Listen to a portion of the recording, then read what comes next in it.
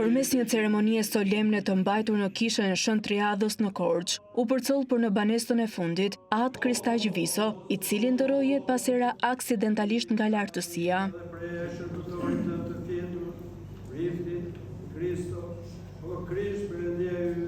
Në ceremoni mori pjesë kryepeskopi i Tiranës, Durrësit dhe gjithë Shqipërisë, fortlumturia e tij Joan Pelushi, i cili udhëhoqi shërbesën e rastit, duke përcjell një ndjenjë të thellë respekti dhe mirënjohjeje për jetën dhe veprën e Atë Kristaq Visos.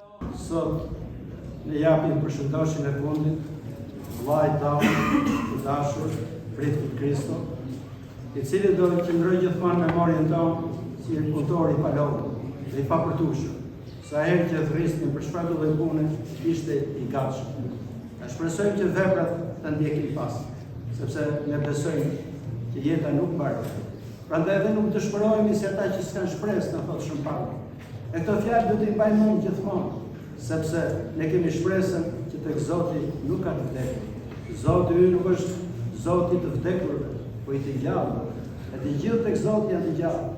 Ceremonia u zhvillua në praninë e besimtarëve, miqve, klerikëve dhe përfaqësuesve të autoriteteve lokale.